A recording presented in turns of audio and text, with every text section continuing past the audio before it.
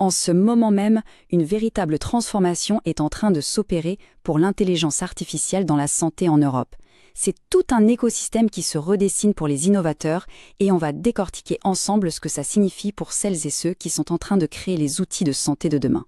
Alors, si on développe des solutions de santé numérique, ce qui suit est essentiel.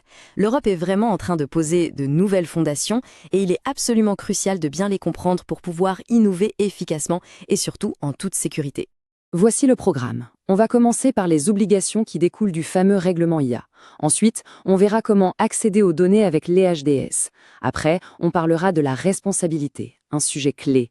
Et on terminera sur la manière dont l'Europe soutient l'innovation. C'est parti. Allez, on plonge tout de suite dans le premier pilier de ce nouveau cadre, le règlement sur l'IA.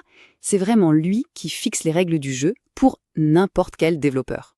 L'objectif, en fait, il est double. D'un côté, encourager une IA digne de confiance et de l'autre, soutenir l'innovation. Pour les logiciels médicaux, qui sont souvent considérés comme un haut risque, le cadre est très précis.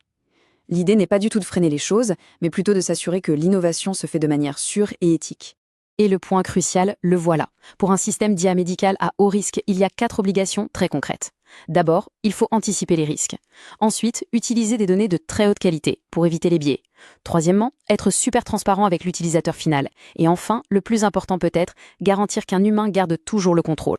Et attention au calendrier parce que ça arrive vite. La mise en œuvre se fait par étapes. Les interdictions les plus fortes, c'est dans 6 mois. Les règles pour les grands modèles d'IA, comme les IA génératives, c'est dans 12 mois. Et pour les IA qui sont déjà dans des produits réglementés, comme des dispositifs médicaux, le délai est de 36 mois. Il faut vraiment anticiper. Bon, on a parlé des obligations, passons maintenant aux opportunités. Parce que pour innover, il faut du carburant. Et pour l'IA, ce carburant, c'est la donnée. Voyons comment l'Europe veut en faciliter l'accès.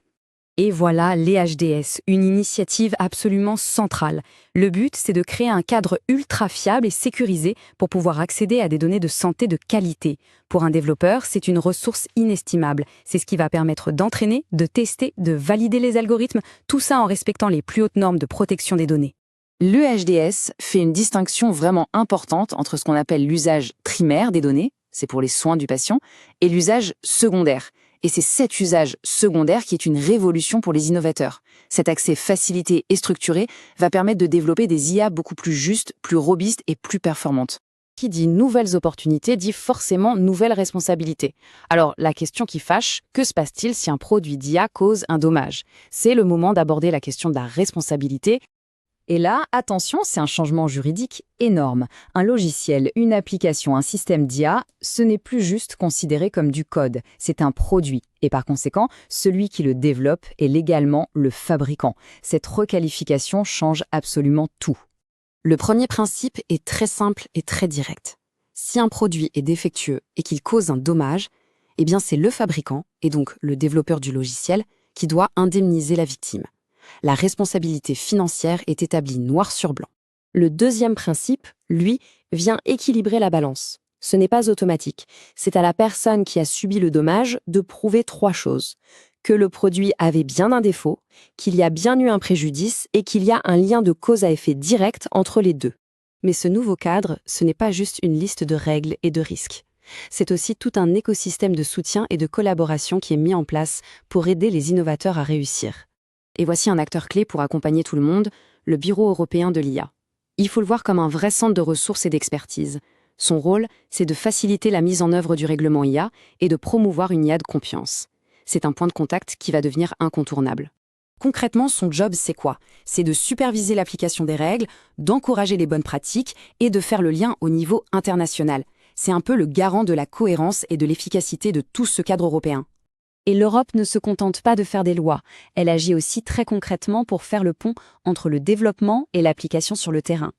Des programmes comme iCare@EU sont là pour ça, pour lever les barrières, qu'elles soient techniques ou réglementaires, et pour que l'innovation arrive plus vite dans les hôpitaux au service des patients.